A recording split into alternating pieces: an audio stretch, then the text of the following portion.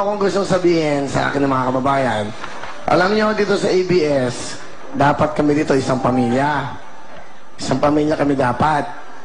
Eh alam niyo, meron nung sa DCMM, siguro paano muna natin sila yan. Palabas muna natin. Sa labas muna tayo, sa labas muna. May mga special tayong mga bisita. Sige, okay lang. Meron nung sa DCMM, na 2 to 4, sa pangalan Jobert Sucal dito, na tinitira ho niya tong show. Dito ho kami nagtatrabaho sa ABS. Sa management, sinasabihan ko lang kayo, ba't nyo pinapayagan na tirahin itong taong to ang wawawi? Nagko-comment ko siya dahil meron kami naging guest na ang mga grades ay 75%. Bakit doon namin ginag-guest yung mga bobo?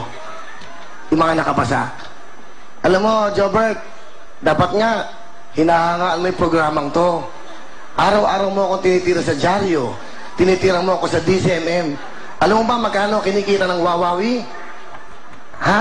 Alam mo ba magkano kinikita ng wawawi? Nakakatulong kami sa mga, ano nga ng mga special child na to, guest namin. Tirahin mo to, sige. Tirahin mo to. Wala kang ginawa kundi ako tirahin. Ako na lang ang tirahin mo, Jobert. Wag na show. Hindi ko maintindihan ng management, pinapabayaan nyo na yung wawawi, pinapatira nyo sa isang katulad niyan. Merong usang dabas. Di ba? Huwag mo samahan ng politika to. Ano lang to, pagbibigay lingkod sa mga kababayan. Kahit na 74% o mga bagsak, i-guess namin dito to. Dahil basurero, i-guess namin dito. Okay? Binibigyan namin ng halaga. Nakakapikon lang ho. Ako na lang ang tirahin nyo. Huwag ho yung wawawi. Dahil napakalinis po ng hangad ng programa ito. May sakit, may cancer, special children, lahat. Binibigyan namin ng importansya. Basurero, welcome dito. Kahit na sino. Pero wag naman. Nananawagan lang po ako sa management ng ABS.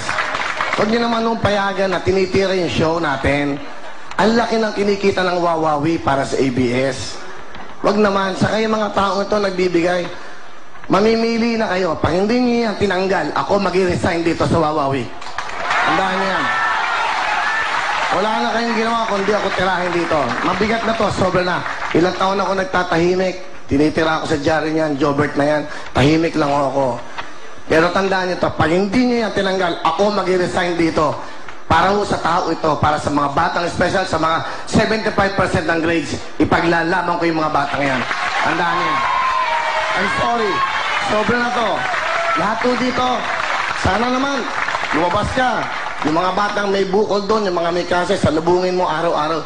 Jobert, yun ang ginagawa ko. Tinutulungan ko yung mga yun para malaman mo. Sobra na, wag mong idadama yung programang ito dahil itong programang ito, ang may-ari, mga Pilipino, hindi sa ito. Okay? Pasensya na po kayo. Hindi ko lang matiis eh. Pasensya na kayo, mga nanay. Hindi ko na kasama ko sa istasyon, kapamilyang itinuring kami, pero tinitira kami sa loob ng ABS-CBN. Nakapagtataka, pinapayagan pa ng management yan. Ako hindi ako nagmamayabang o nagmamalaki. Alam niyo ho, sabi mayabang ako, hambog ako, totoong tao ako, kaya ganyan po ang pinapakita ko sa inyo. I'm sorry. Magraradyo mamaya yan. Pag tinira mo pa ako, hindi na ako papasok dito sa ABS. Tandaan mo yan. ABS, management, gawa nyo ng paraan yan. Alagaan nyo ang mga talent nyo dahil kami nagbo-boost dito ng pagod lahat.